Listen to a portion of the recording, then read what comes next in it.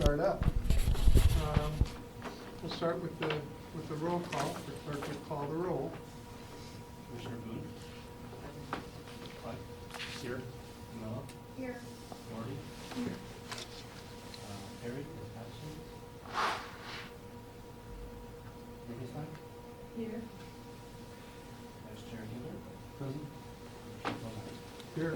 Seven present. Thank you. I guess the next item on the agenda is the adoption of the agenda. And I think the only issue here of substance is the item number 5, and when we get to the other housekeeping chores here, we'll discuss exactly how we should proceed with the 3 items that are listed under part of number 5.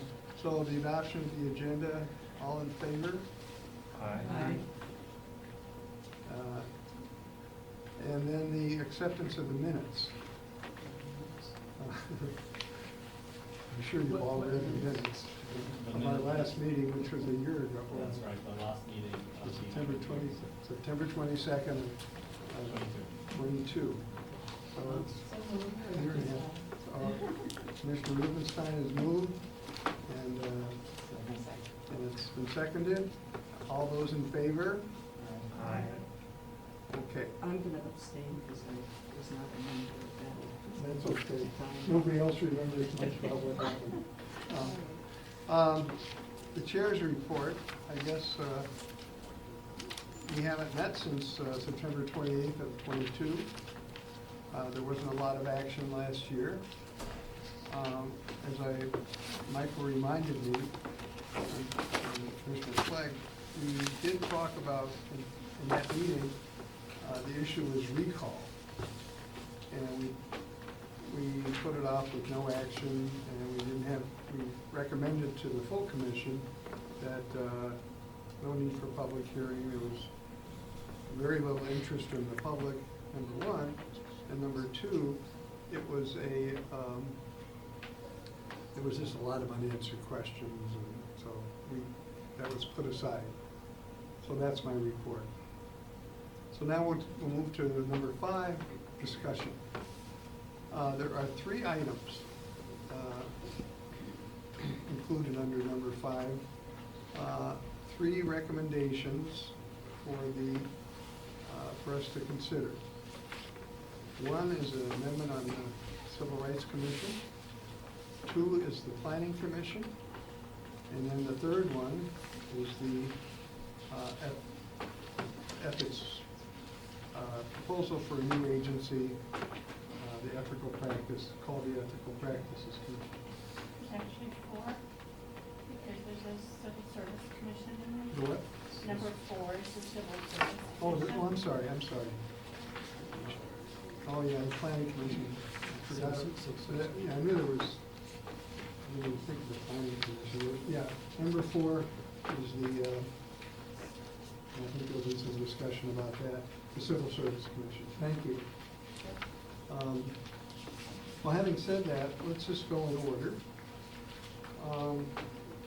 And the outcome we're looking for today with these items is what this committee will recommend to the full commission. And I think we can say we recommend that any or all of the 4 go to the commission, and the next step would be for the full commission, if they choose, if we recommend, to go for a public hearing, which is the usual procedure to see as a preliminary to just whether to put it on the ballot. Or we could just make no recommendations, saying we need more information if we don't get everything figured out today, and then let the full commission decide what they want, or we could say, well, we reject one or all. But so let's start with the Civil Rights Commission. And Chairman, could I ask an overall general question before we start with the So, my understanding when we first talked about this was these amendments basically grew out of the strong mayor proposition that the voters approved back in 2021. And I am just wondering, does anybody here have just a quick explanation of how Article 10 in any of those 4 issues pertains to the strong mayor initiative? I can answer that because they did not grow out of the strong mayor. I was asked to revamp sections of the charter as to strong mayor. And during that revamping, there became other issues that would come up, and other staff would request that we make other changes. And so one of those changes was to move the Civil Rights Commission from where it was in the Planning Commission. I believe they are currently in Article 7 under departments. And in revamping that for government structure, the suggestion was made to move these to Article 10 and to standardize language and make it more constitutional in nature. And especially like for Planning Commission, there's even additional changes that I would recommend don't need to be in there, that are currently still in there, that should be in ordinance. So it was more to clean up the charter and streamline it than anything to do with government structure. Does that help answer your question? Yes.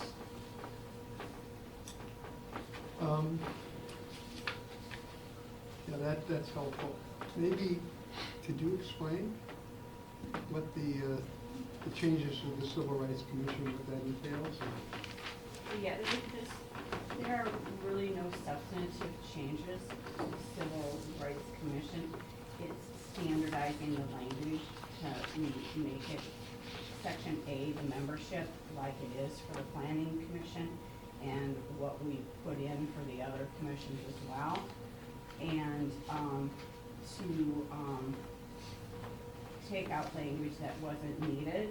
And then for the functions and powers, just clarifying, and so you see in the language about listing their jurisdiction over, we're trying to make that language consistent throughout.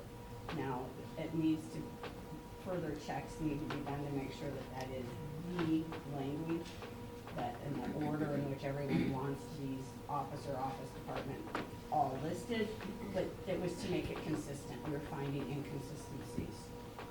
And that's what's in there. So you think that more homework needs to be done to clarify and No, change them?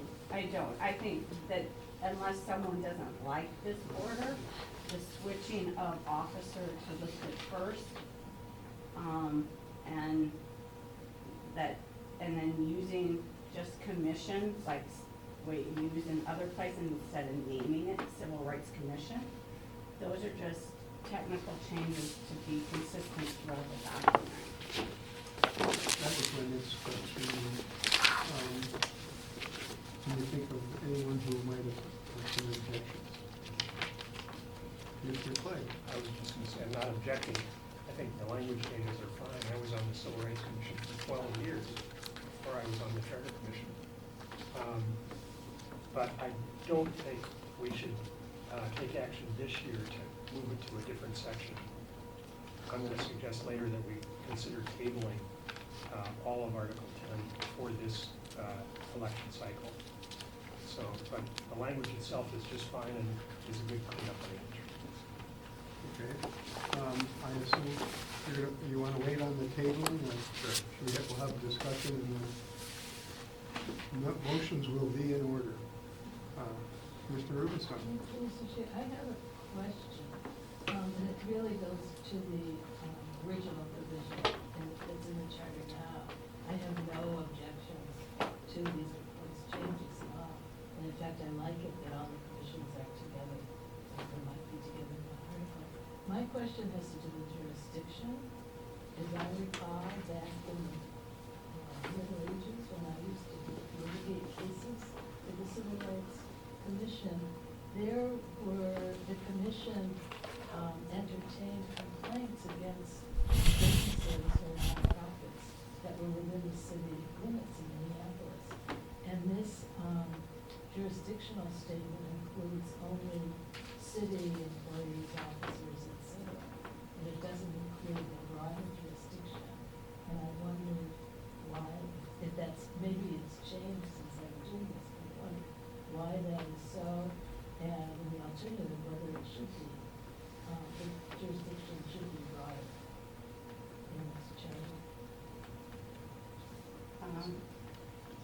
Attorney? Stein and Sheriff Kozak.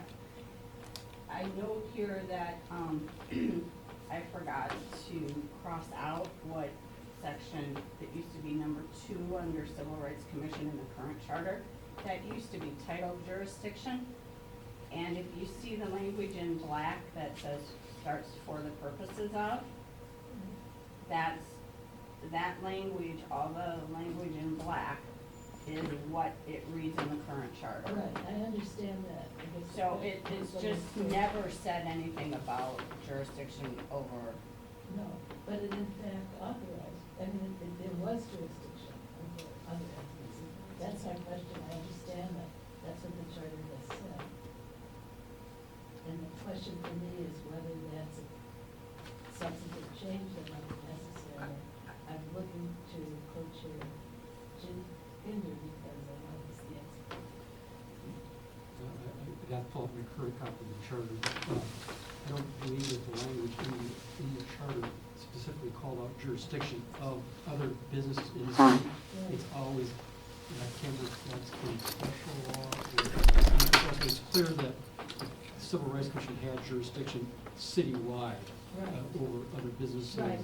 agencies. So that's my question. Yeah. Because well, it limits it in the chart, in the original charter. Just maybe something that can throw in here that, another wrench in here. There's a Minneapolis Department of Civil Rights. That in my recollection is where the jurisdiction involving businesses and individuals lies. So you, That's, the department's just like the staff of the commission. the Civil Rights Department will investigate complaints and recommend that there is probable cause or not with respect to a complaint, and if there is and it is not settled, it goes to a hearing before the Civil Rights Commission. So that's, the commission does enforce and can enter judgments which are appealable to the Court of Appeals. That's another question I have with regard to the statement that says for the purposes of enforcing, is there other language in the charter or in ordinances that talks about those enforcement rights and obligations? Member Doherty, yes. It's in ordinance. Okay. Well, then I would agree if in fact the commission hears cases involving residents, businesses, then I would think that this jurisdictional statement should be brought. Yeah, we weren't making any substantive changes to this, but that's certainly a good idea to consider that.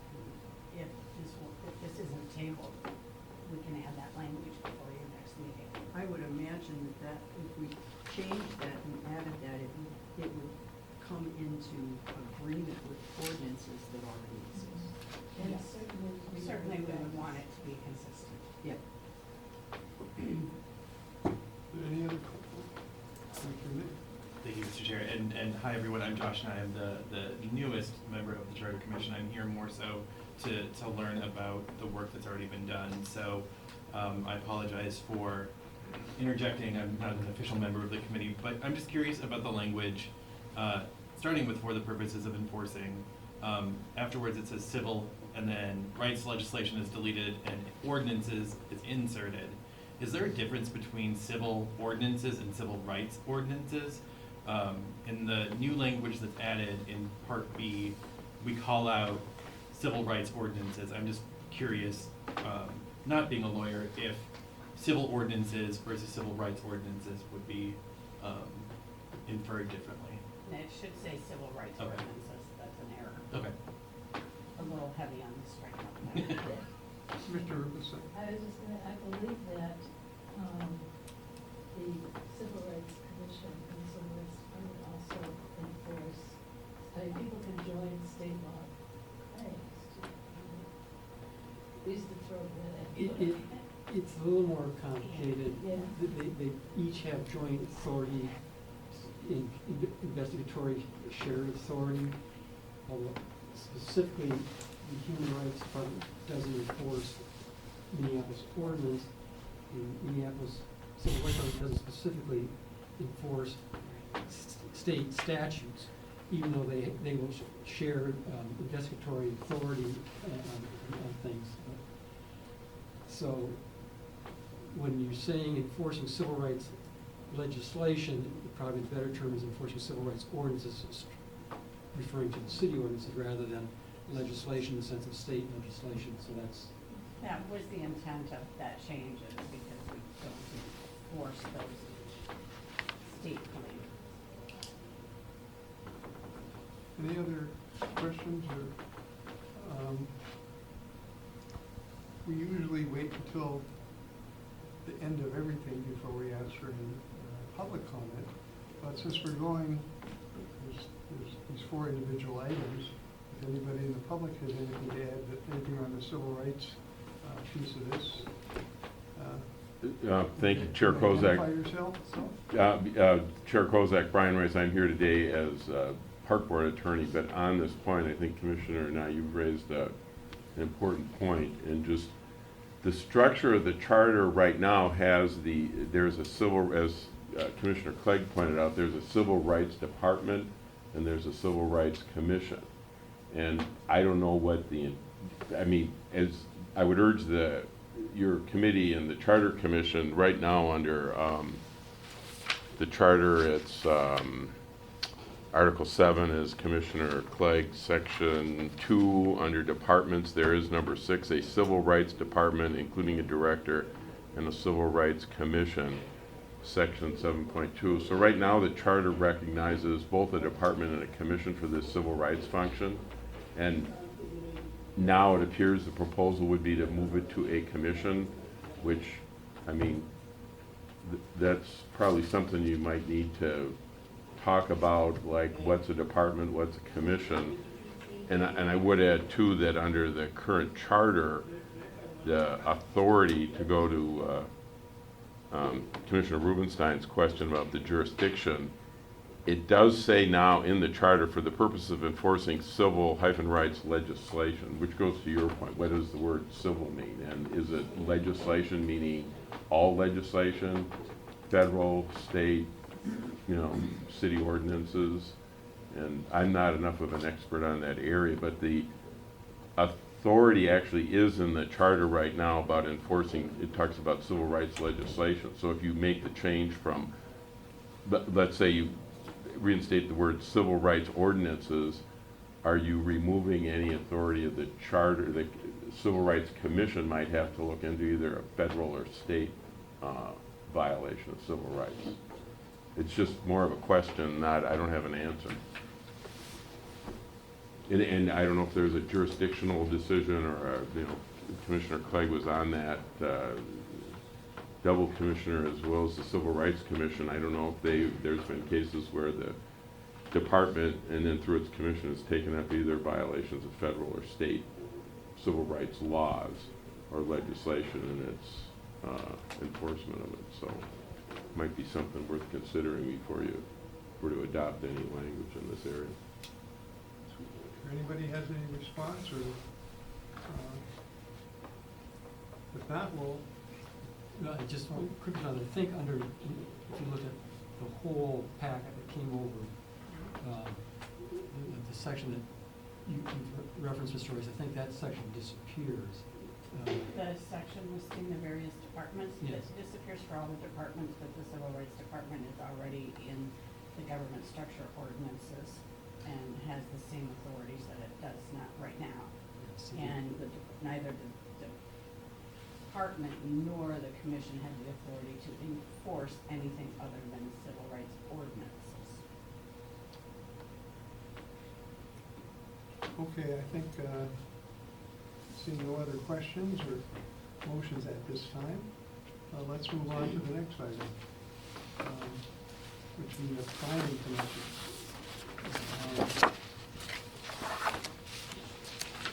Can you give an explanation of what that's about? It's, The only changes for the planning commission have to do with membership and some clarifying language that makes it consistent with other sections, like use of commission and capitalizing it, instead of varying between planning commission and commission, and sometimes capitalized, sometimes not, those kind of changes. And so, it changes membership and it has 3 members, appointed by council and 2 by the mayor. It gives, more members to the council for appointing than it does the mayor, and that's the only change to it. I would note that there was discussion about removing all of C and all of D, because those are sections that aren't really needed for the charter and that could be placed in ordinance. So the,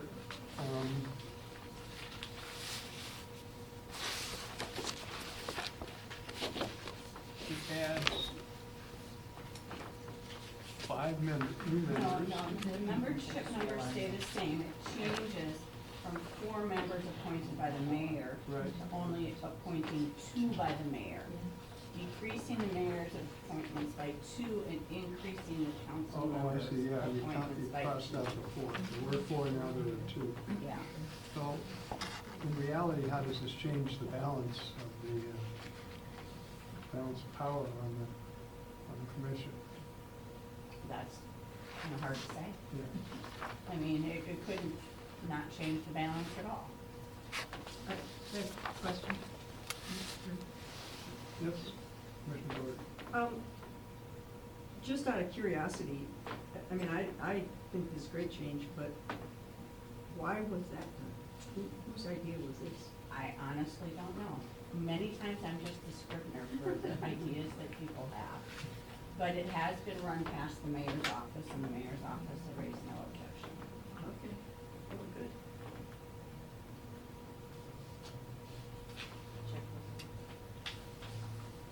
Well, any other questions? Oh, Commissioner Boone. So I've got a question. Has this been run by the council? Have they weighed in on the change? I imagine they'd be fine with it, but have they been consulted? Member Boone, is it? Yes. And Chair Kozak. They were present at the October 31st joint meeting, and I don't recall any comments about this section. We walked through all the various sections of that meeting. So, no one has called me to let me know that they don't like it. Well, the mayor goes down to, including himself, he goes, it's like he goes down to 2 members, or 3. 2. Him plus 2, and the council goes from 1 to 4. So, that, am I right? Well, the Mr. mayor Clerk? is a member. Thank you, Mr. Chair. Again, I'll be making my motion after the discussion, but I want to lay out a little bit of rationale as to why, and this seemed like a good opportunity to do so. Because nobody really knows where this change came from, even the lawyer that drafted it. It's somebody's idea, and nobody objected to it, so it's just carrying forward. It seems to me we need to vet this more, and I think that's true of all of these changes, which is why at the end of our discussion, I'm going to move that we table it for this election cycle. One of the criteria for moving a charter amendment forward is that it be well considered. If you look at the executive mayor proposal, that had been considered for like 100 years. And if you looked at the plain language charter, it took us 11 years to do it. So there was a lot of public discussion, a lot of opportunity for hearing public input. And I haven't, been on this charter commission a long time. This is the first time I've had anybody say, we really need to fix the civil service provisions or the ethics provisions in the charter. And so it seems to me that we need to do our homework, and that's not just rubber stamping it and putting it on. So I'm going to move that we lay all of these on the table for this election cycle after the discussion is complete. Well, after we Yeah. finish the discussion. Yeah. Mr. Chair, Commissioner Rubinstein. thank you, Mr. Chair. I agree with city attorney has suggested that part C and D could be removed and put into ordinance.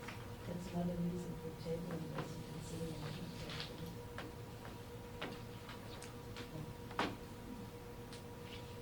Point well.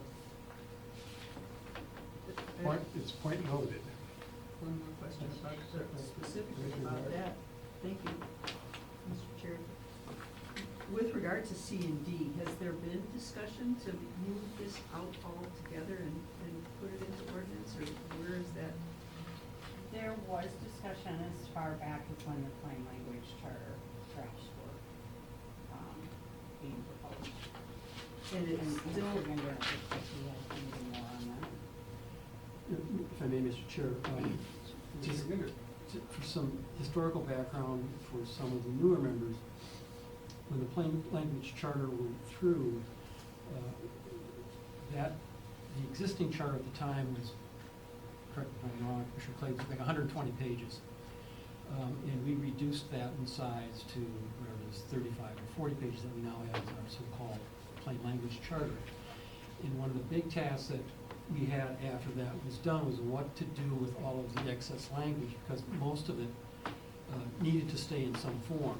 So what we did was we took a lot of charter language, rewrote it, and put it into ordinance form, into the appropriate places and that kind of thing. So there was, after the plain language charter passed, there was probably a year or 2 years worth of work by the attorneys to take what needed to be kept, put into ordinance form, and then some of the language that wasn't kept, was no longer appropriate or pertinent or whatever. So this kind of task of taking this language is certainly something that has been done in the past, is we take a look at it and say, okay, is this really charter constitutional language, or is this more statutory ordinance language? And I think that's the question here, is this really more appropriately placed in the ordinance? And so that's another discussion point for Commissioner Rubenstein and Clegg. We should say that it should. And I'm sure that if I were to go back and look at notes, it's possible I can figure out where the recommended change came from for appointments and why. But I just don't have that at the top of my head. This was months ago with many other changes. Any other questions or comments? Well, if not, we'll move to the Ethical Practices Commission. And, this I understand is a brand new. I think you'd want to skip the Civil Rights, Oh, Civil Service Commission. They do. It's next, it's after. Ethical practices.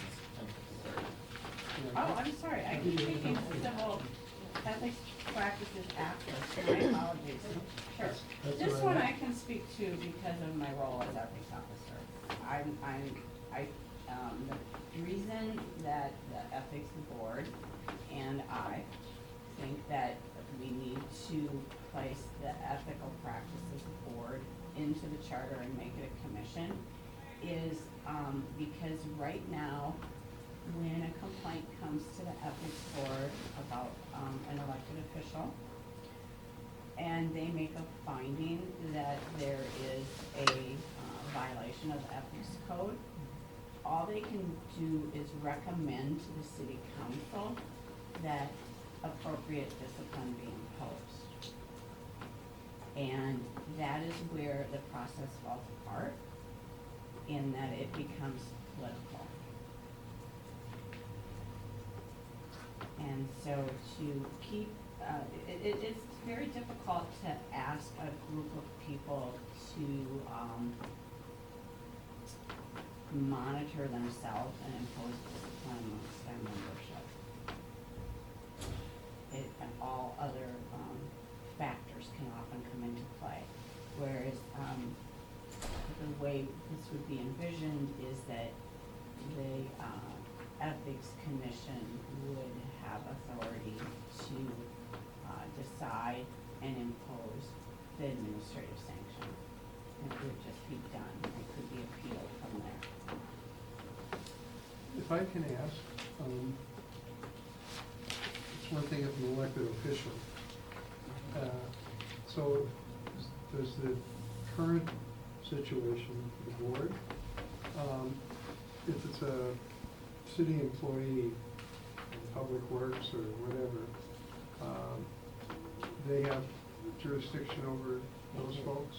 They do, but they don't exercise it, in that when a matter comes in against an employee, it gets referred to the HR department, and the department and the HR business partner, or if it's a complaint requiring substantial investigation, the HR investigative unit does the investigation, and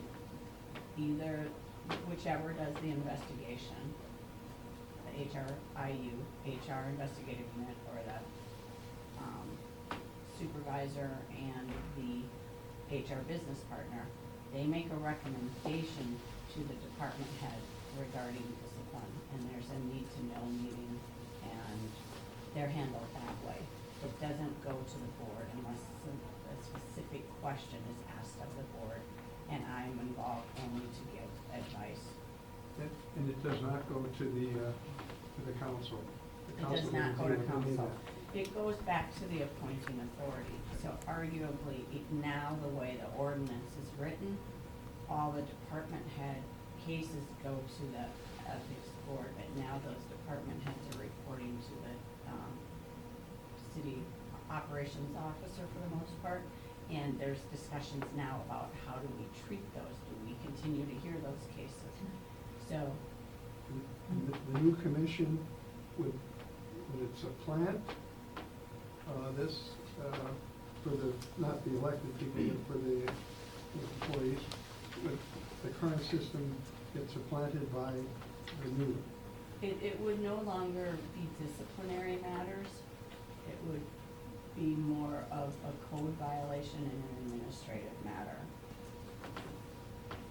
So, to the extent, and if you were to ask me, I would say employees should come out of this, because there's talk of an employee code of conduct, which would supplant the current ethics code. There are, and this is why, for this section, I'd recommend tabling it, because there are so many things that are being bandied about right now that they need to consider redrafting, and drafting this and drafting that, and there are many balls in the air on this. Going back to the Mr. Clegg, Mr. Rubenstein, asking about where did the planning commission stuff come from?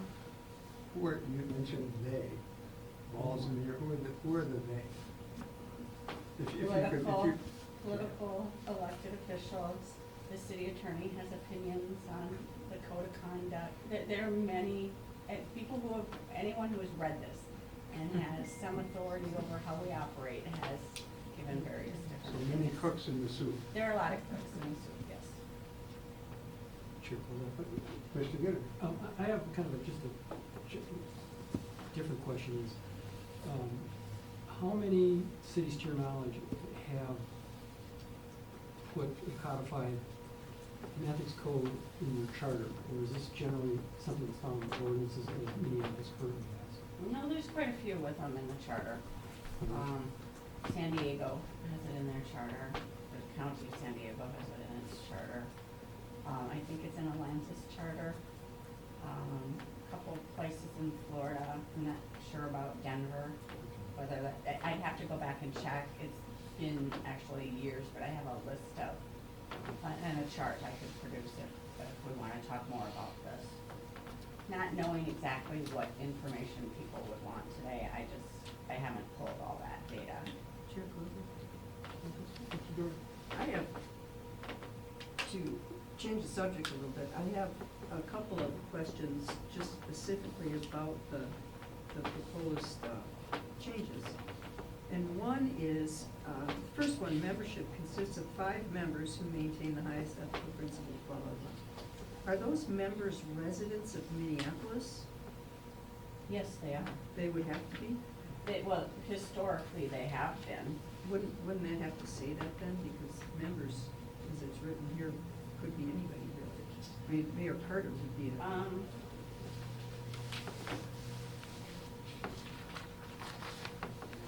I thought it did say that in here. not that I saw from the Restriction.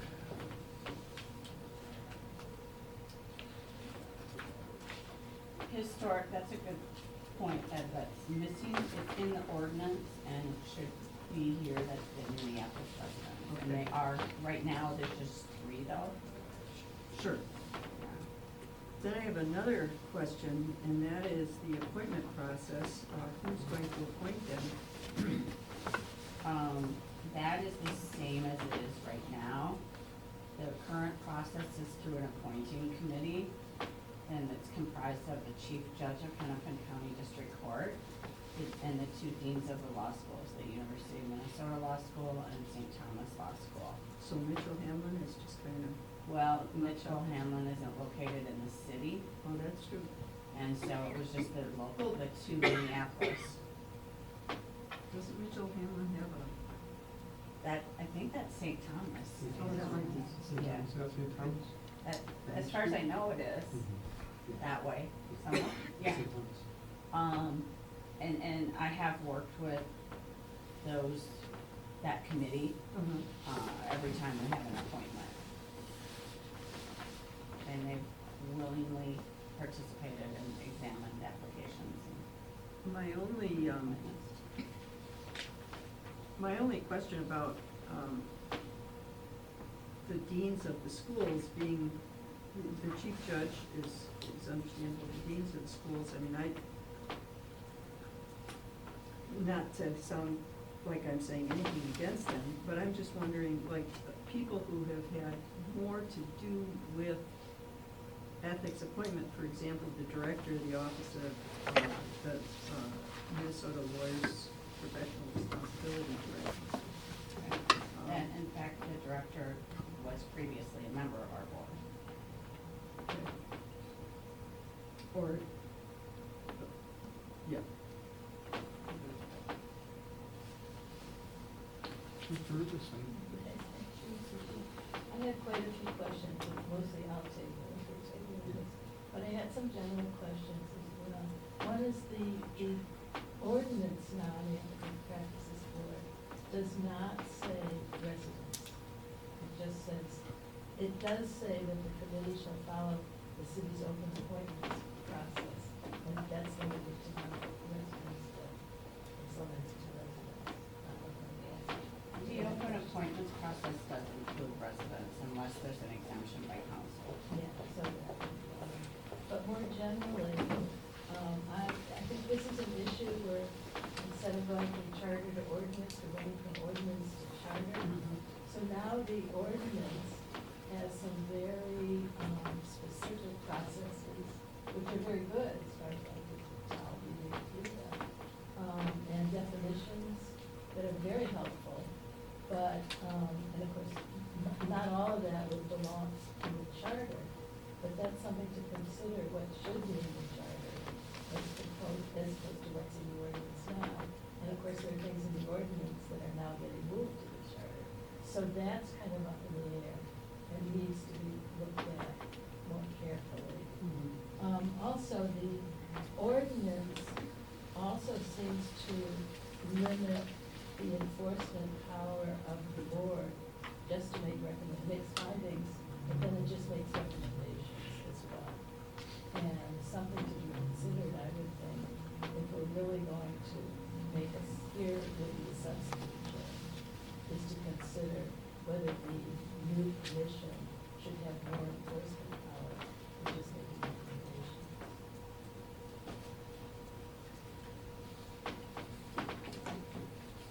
Members have any other questions?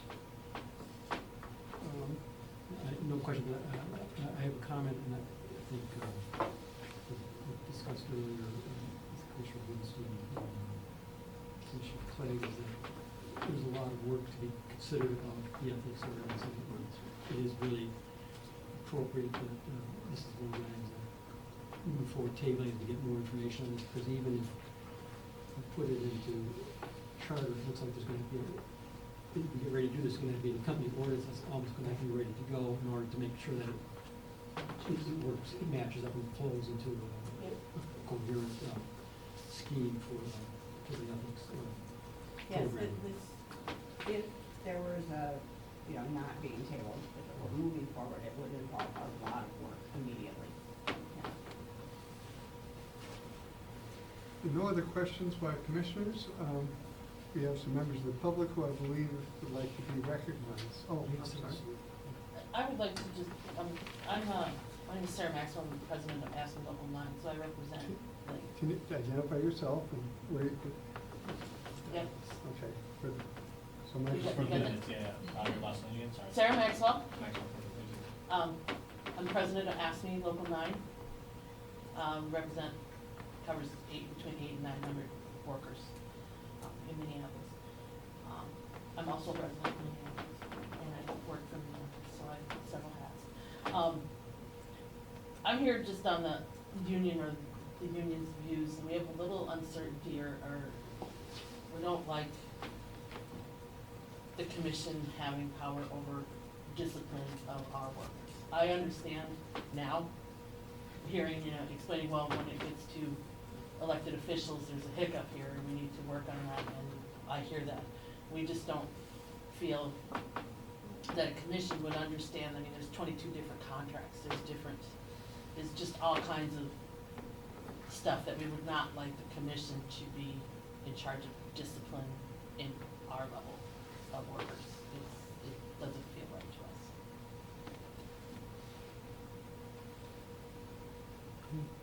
Commissioner Urbanson. I wonder if that would be a simple matter of, and Peter's laughing, it's not simple, but to include, some reference to the fact that there are union contracts involved, and that it should be subject, the system should also be subject to collective bargaining. I think one of the items that we have to be looked at is kind of the exclusive remedy aspect of chapter 179 for Pelra and that aspect, how this interplays with that. So that's another point as we move forward and looking at this is the discipline aspect, because any discipline of union employee is going to be subject to grievance procedure and everything else. So there's just have to be thoughtful about how that moves forward. So you're saying this potentially could clash with various CBAs? Yeah, with our contract, and we're like, well, who's, are they absolute authority, or can we grieve it? You know what I mean? There's just a lot of, issues there that we have concerns about. Sure. I'm wondering, is that what you were talking, another aspect of what you were talking about when you talked about removing employees? Yes. There's already, the ethics code and ordinance has in civil service rules corresponding sections. Every section of the ethics code that you could violate has a corresponding civil service rule. They're not worded all exactly the same, but the HR department, typically when an ethics complaint comes in and involves an employee, even if it's identified as an ethics section in the code, they convert it to the corresponding section in the civil rights, or excuse me, civil service rules, and they proceed under that civil service rule, because they're more familiar with that framework. And then, so like when I mentioned that there's talk of adding a code of conduct for employees, that would be yet a third one. And from my perspective as ethics officer, there needs to be one for employees, whether it's just the civil service rules, or there's a code of ethics which is referenced from the civil service rules, one. And then that's, otherwise there's sometimes minute differences. It's not a violation to accept a gift as an employee under the ethics code. It is a violation under the civil service rules. And then when you add state law differences, then you can have an explanation that goes on for pages and people just have tuned you out. It's too complicated. Thank you. Yeah. Duly noted. Now, we have other comments? I'd like to say a couple of words. So my name is Kathy Abeni, and I'm Vice President of the Minneapolis Park and Recreation Board. And I'm also Chair of our Standards and Conduct Committee. And recently, our committee took up and approved a resolution to speak to the Charter Commission, which is why we're here, regarding our concerns about the proposed creation under the city charter of a new Ethical Practices Commission.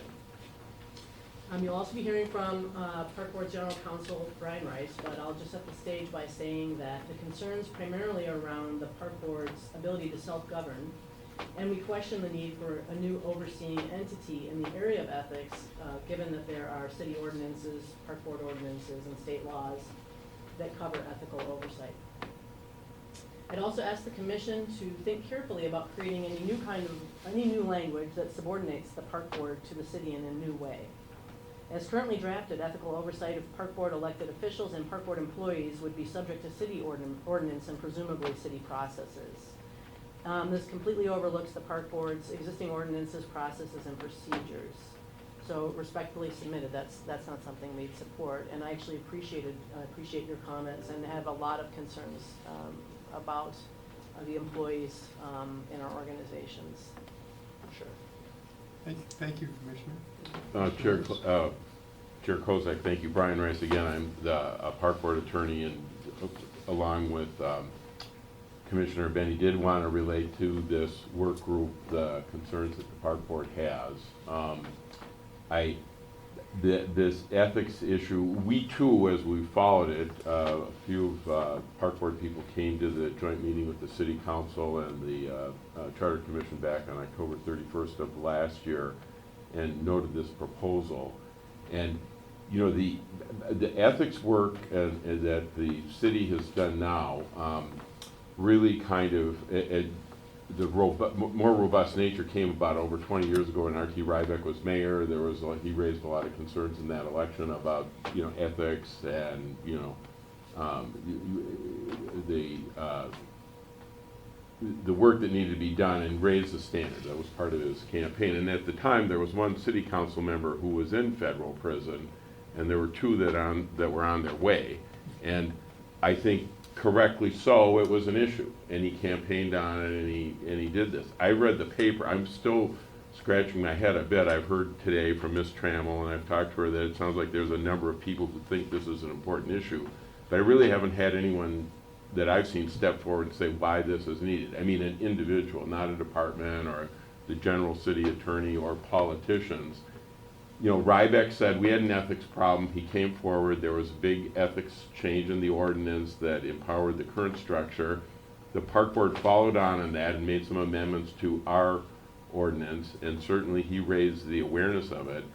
But for the last 20 years, and even before, the Park Board does, when there is a complaint against employees, it goes through the normal course. As Ms. Maxwell said, you know, collective bargaining agreements by law supersede local ordinances and charter. And so if there's a disciplinary matter that needs to be handled, the Park Board's HR department will investigate and look at that and handle it. The way the Park Board works now is we have established a Committee on Standards and Conduct, which was established in the 80s or 90s to deal with park commissioner misconduct. And that, it's a body of itself. Coincidentally, the name comes from the same body that the United States Senate has about what they do when there's an ethics violation of one of their members. And I get that it can be a sensitive matter. I'm glad Council President Payne is here. Yes, it is difficult if you have an elected member who's done something wrong. We all saw that earlier the last year and a half when George Santos from Long Island was there. And I mean, every day there's another skeleton or something falling out of his closet. And it took Congress 3 times, but finally they expelled him. And that's their right under the federal Constitution. And I think and the example that was given here is we had Council Member Cano dock some employees, and Council Member Fleet Cunningham made some comment on social media. I mean, okay, they did stupid things. They needed to be reprimanded, disciplined. I thought they kind of were. They both aren't in office anymore. And, you know, if the sum and substance, what Cano and Cunningham did, was the equivalent of 3 council members going to federal prison, I guess I don't see the need for a major rewrite in this area. I think the system has worked well, and just to assure this commission that the Park Board Standards and Conduct Committee, that if a commissioner has done something that a member of the body or an officer of the board feels violates the standards of conduct, they get reported to that committee. And that committee has held hearings in the history of the Park Board, and they have imposed discipline. The discipline that they can give out is basically to remove a person's ability to be on a committee, or they'll censure them, or they'll take some other action. And I agree with Ms. Trammell that it is a sensitive matter, but I don't know in a democracy where you have elected officials a better way to deal with it than your colleagues having to deal with the question. And to say that you're going to write something in a charter, which means it can only be amended by another charter procedure. Commissioner Doherty is pointing out, you know, where do they live? What happens if St. Thomas decides to pick up and go back to across the river to St. Paul, or, you know, I mean, just putting it in charter. You people have you're the ultimate legislative body of this city. When you look at these charter amendments, there's no more significant legislative action that you can take. No, I mean that in all sincerity, to put it in the charter. It took 11 years, as Commissioner Clegg said, to do a plain language charter. There's been follow-ons. This is a very deliberative, careful body in doing it, because if you make a mistake, it's either the voters have to fix it, or we have to go to the council and ask for a 13-0 vote, and then everybody said, how did it get here? And that's why it did take 11 years. And I think the work that you did on the plain language charter has stood the test of time in terms of making it happen. And I know this thing, as I understood, the whole thing started was a follow-on from the strong mayor system, and I think that's certainly appropriate, but we would certainly urge you as the Charter Commission to focus on that task rather than to get off into this other ethical practices stuff. And particularly, the Park Board is an independent body. We're under that. We're a unique department under the charter. There's been other cases. I think the Park Board, if there's an example where someone thinks the Park Board isn't disciplining its members or its employees, I mean, bring it to our attention, and let's see if we can remedy that before we go to the step of amending the charter and drawing some really hard lines in the charter. And just the last point, you asked Commissioner Ginder about other departments. I'm not familiar with, we call it a commission, I'm not familiar with other ethics commissions that have been encoded in charters in the state of Minnesota. I mean, I know San Diego, some of these other cities might have had really bad ethics situations where council member, I think San Diego did have some problems. I think that if it was that bad, I think we'd like certainly to hear about it. Or if there's a flaw in the system, we'd like to know about it too. And I would just echo what Ms. Maxwell said. Employment relations are very complicated with contracts, state law, and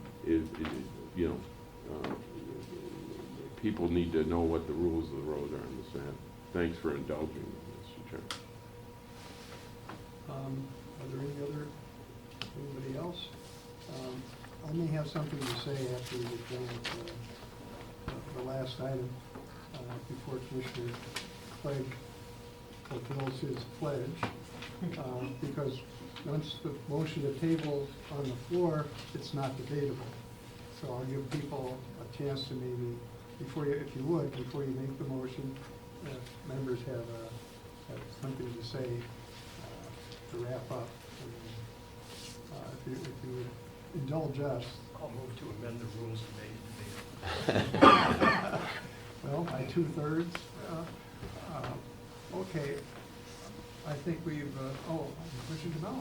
Thank you. Couldn't this be addressed by having some type of preemptive language, like with the exception of labor unions or other commissions that fall within like the park board? Couldn't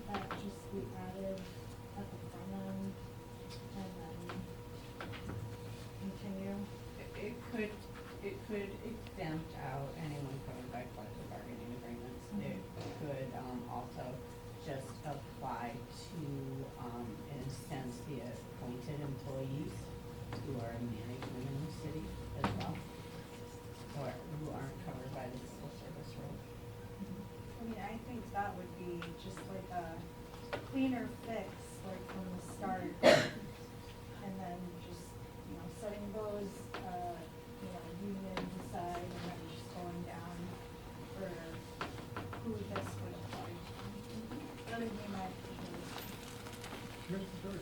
With regard to that, though, let me just ask you again.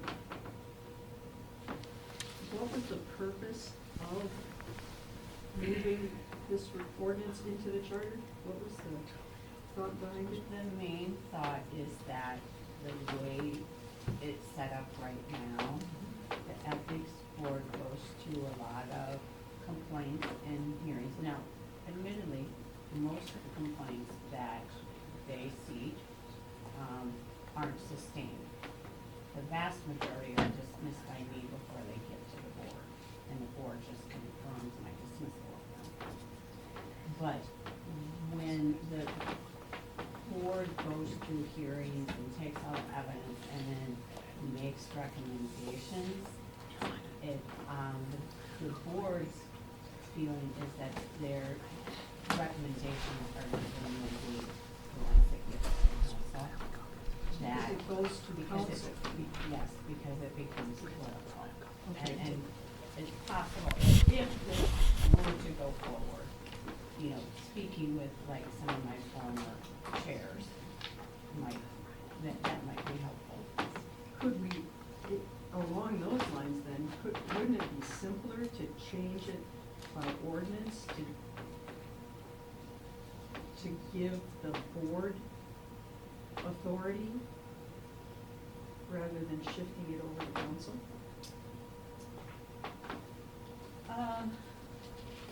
Since they're the investigative unit?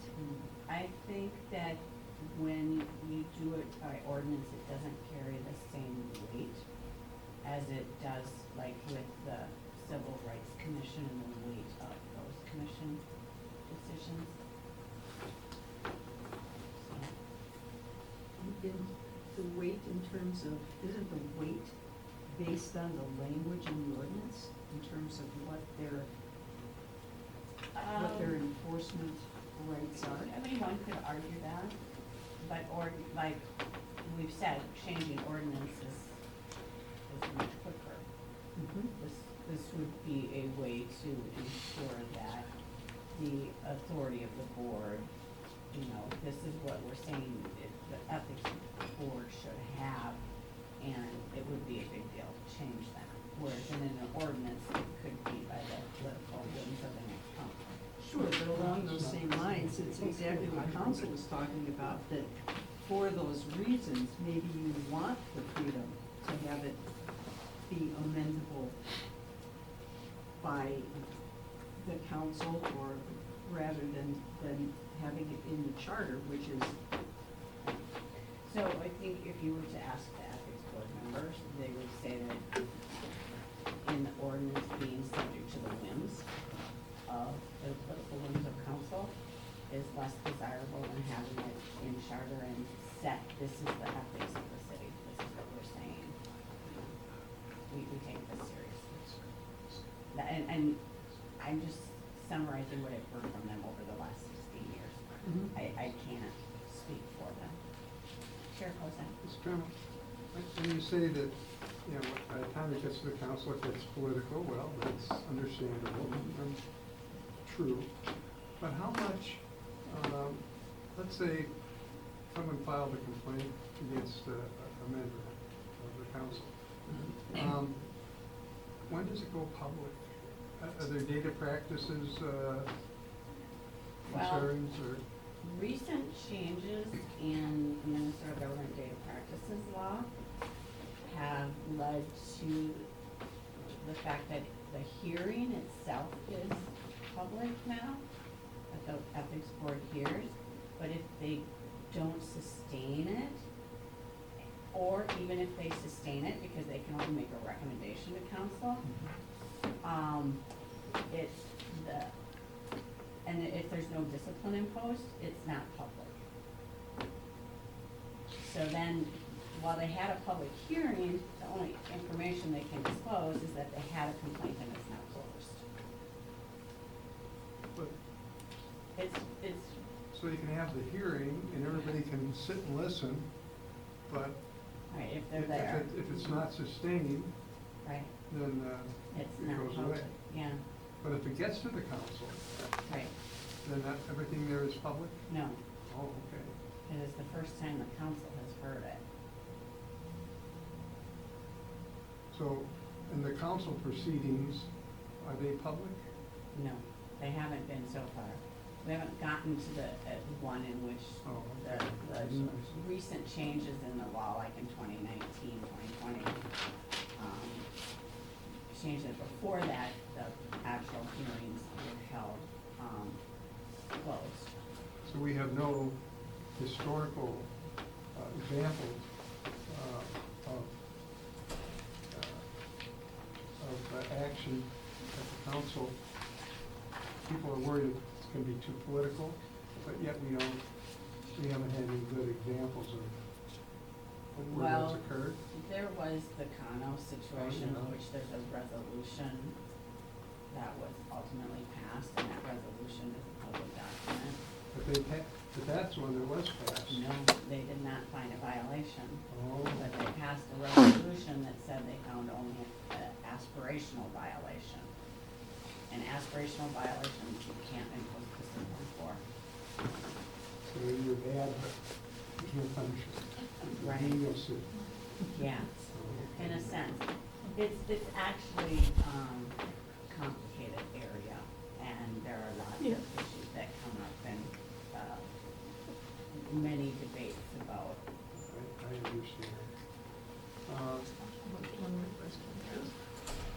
Can I ask how if there is right now with the board as it practices, if there's an ethics complaint against someone involved in the park board, how is that handled? I get a fair number of those, and I send them over to the superintendent. And I usually also, if they came in by email or I have an address, I inform the complainant that I don't have jurisdiction and that I forward it over to the superintendent. And I'd say maybe there were 3 last year. If I could, if it's an employee, the superintendent will refer it to the HR department.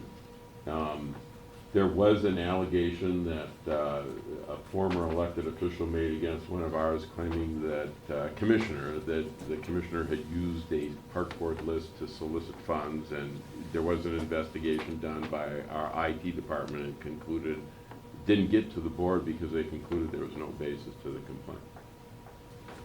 But the short answer is that any complaint we would get, we investigate through our HR.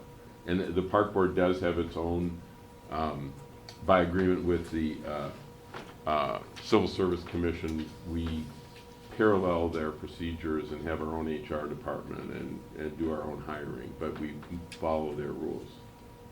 so, may I continue, ask a follow-up question then, Mr. Chair? Sure.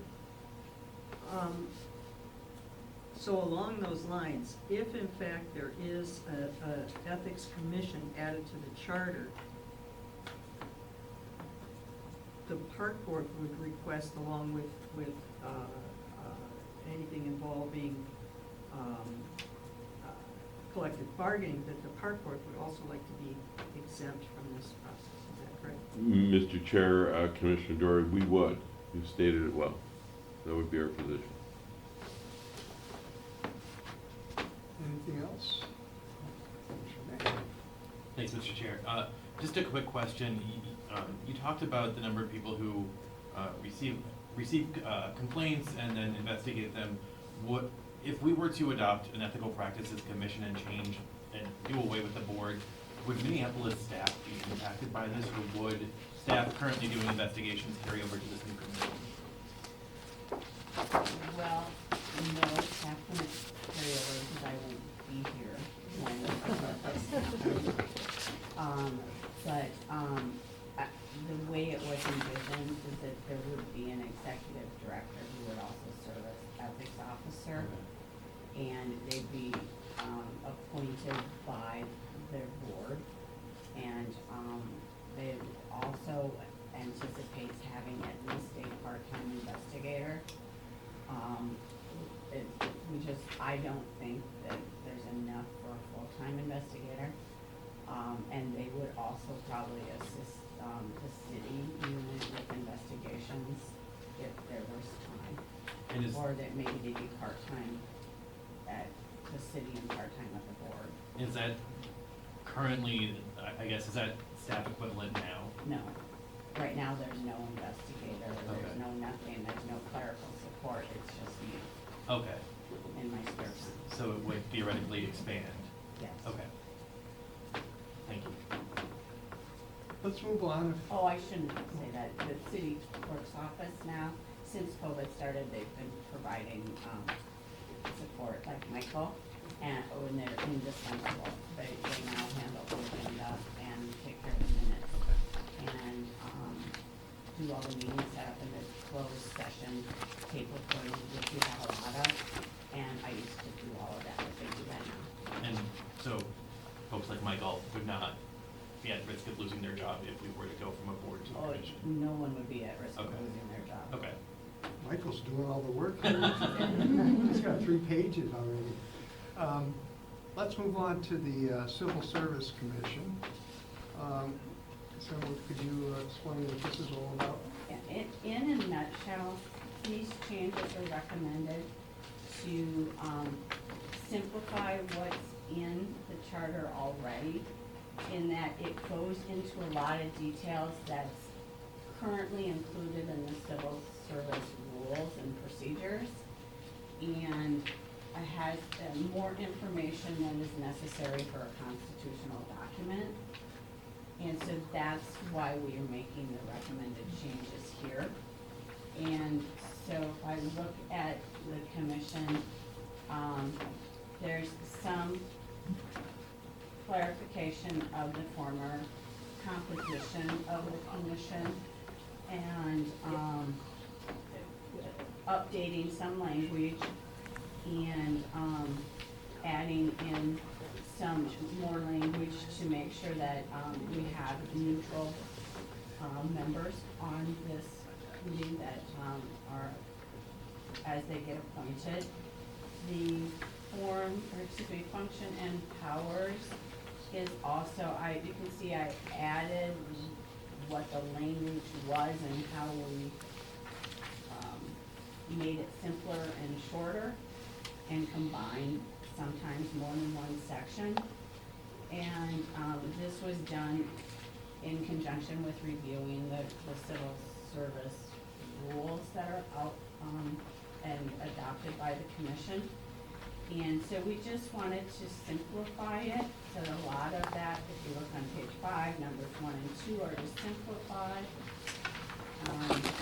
And that's the same through, pretty much through page 8. We added a clause that's not been in the charter, but is covered by the Civil Service Commission rules, but we thought should be here as one of their main functions, which is that they serve as the Veterans Board as provided by statute. So that wasn't in here. And then, yeah, that's, the rest of it would be, and is already in the civil service rules. And so, the attorneys who work in that area would also know that they would want to do an update to make sure they've got the absolute best language in their rules at the same time as we're to go through. But they did review this with me. So the bottom line is, this is obviously most of the pages is stuff that's been stricken. And so is it fair to say, it's, simplified, is it fair to say it's basically a technical series of changes to simplify the language and clarify it? Are there things that are really substantive that might end up being controversial? I don't think so, because we try to just make it a simpler read with less details, knowing that the details are in the rules. Others may have a different opinion, and sometimes things that we don't think are controversial are very controversial. I understand, and we're all victims of that, those illusions sometimes. We do have someone here from the AFSCME, Yes. and I know you may not have had a chance to go through all this in any detail, but I've looked at it. Commissioner Chair Kozak, is that how I should say it? Okay. Sorry, I didn't do that the first time, I didn't mean That's disrespect. First of all, the addition of restrictions on employees or collective bargaining agents or representatives, that's additional language. I That's just say that cutting, at the that's, beginning. that's making it harder for somebody from the labor side to be on this commission. Typically, this commission has had 3 people, one usually from law, one usually from HR, and one usually from labor. That's been kind of the history of how they've done it, how it's been and how it's been balanced.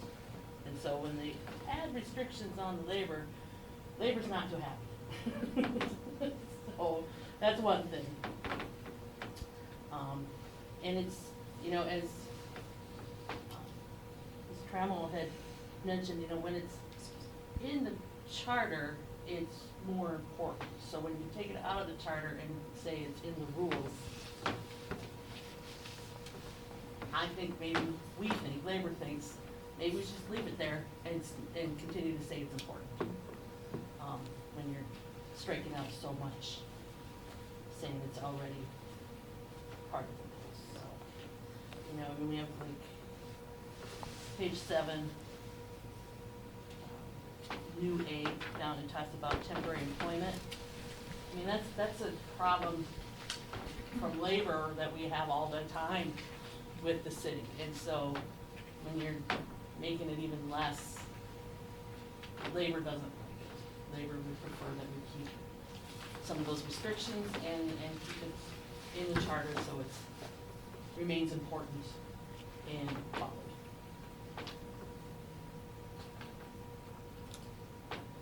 thank you. Yes, thank you for letting me speak. Well, that's why we're here. Any other questions from commission members on the civil service? Yes. Can I ask a question, just on what you had mentioned? Why are we, or why would this restrict collective bargaining agents?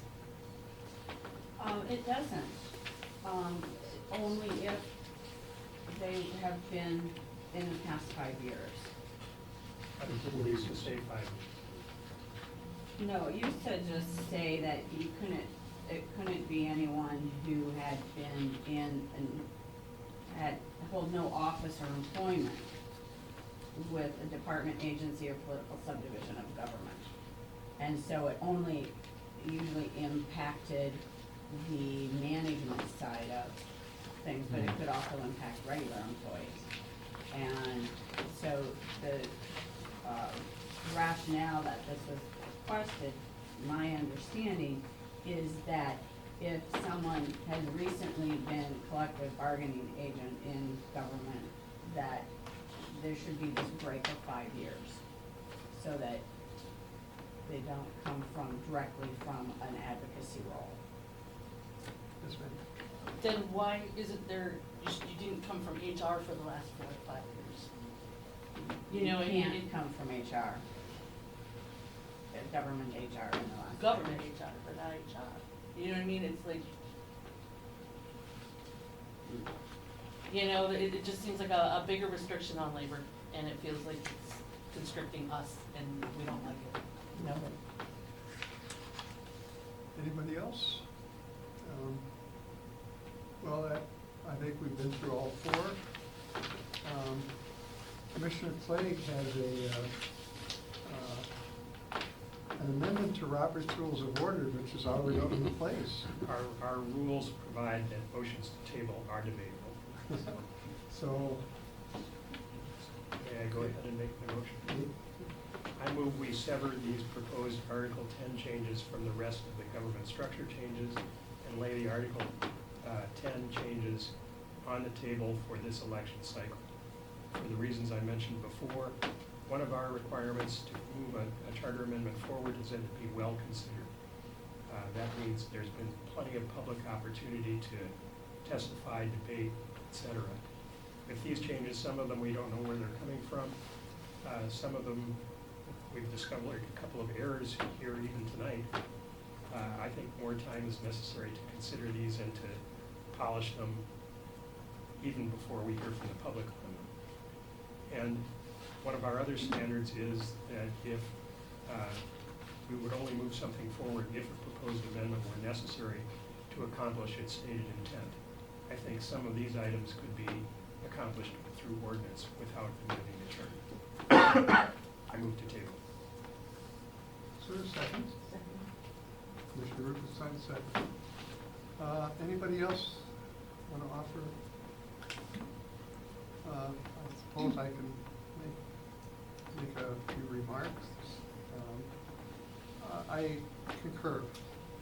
There's some of the things here I think that have merit, but I think, number one, Commissioner Clegg said, for those of you who are relatively new to the commission, we've been very faithful to the idea that in order to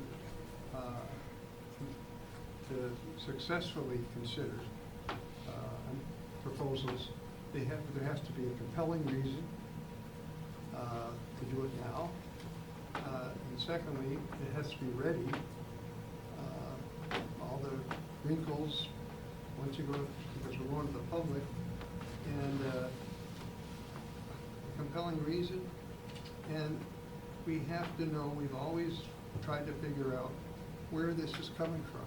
And we don't have any clear idea who the players are now. Maybe in a public hearing that comes out, but there's a lot of questions, and at the bottom line is, I just don't think, as a whole, the proposals are ready for consideration for this year. And I think more than willing to call a meeting at some point in the months ahead to discuss more of this. We all know that we've talked about, Ms. Trammell's been very candid about some things that probably should be changed in the language that we have in front of us. All that tells me that we can wait, and there's nothing here that needs to be addressed this November. They can wait. So that's the chair's. But I think anybody else that wants to chime in, Commissioner Doyle.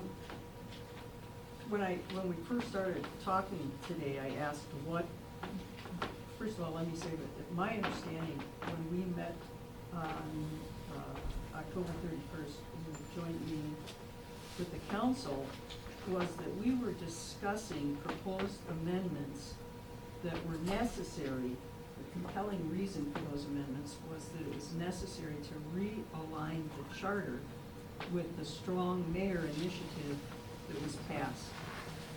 And today when we came in, I questioned, what does Article 10 have to do, any of it really, with the strong mayor? And they explained that it didn't, that it was things that, as things were being looked at, changes that looked like they needed to be made and that had been suggested. But because of that, and because there are so many other issues that do impact that strong mayor initiative that we need to look at, or that we want to look at, yet this year, it seems to me that to add this to that mix is it's just too much for the amount of time that we have remaining in order to do this. So I would agree that this Article 10 can take.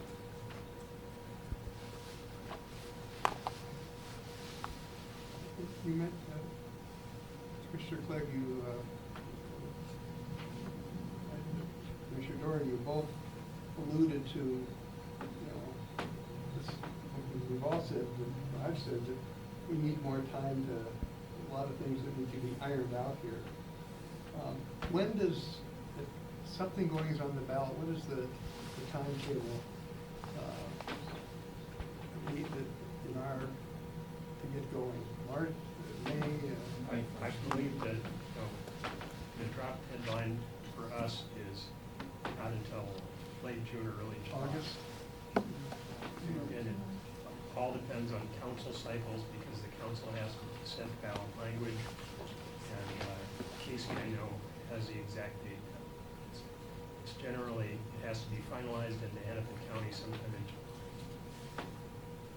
I thought in the timeline you presented to us that May 1st was a. I think that's the petition deadline. That's for petitions. We have more time, I realize, but we may find out, and we have other working groups, I think there's what, 2 or 3 others going on stuff. And we may have stuff that's more timely and more urgency, so having said that, anybody else? If not, Commissioner Wilson. Yeah, I agree with the motion, but I just wanted to add that when we substantively changed the redistricting process many years ago, we spent a lot of time looking at, you know, how other jurisdictions did redistricting, and came to the conclusion that nobody really did it the way we ended up doing it. And it was actually a very exciting process, because we changed it, which we hope to do better.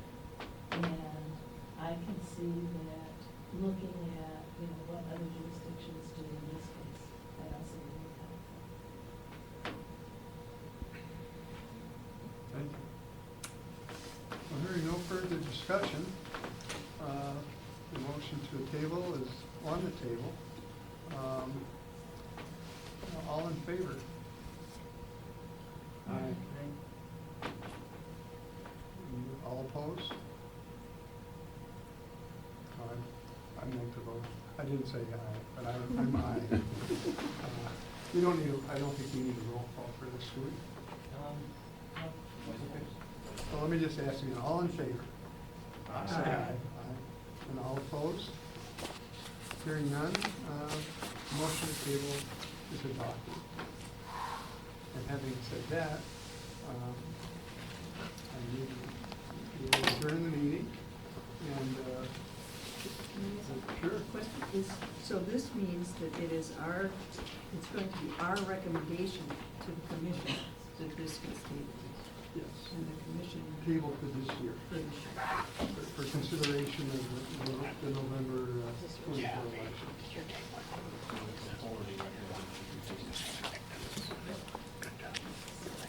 Well, thank you, everyone. I think it was a really enlightening, illuminating, and civil discussion as we are accustomed to in the county commission. And thank our guests for their advice and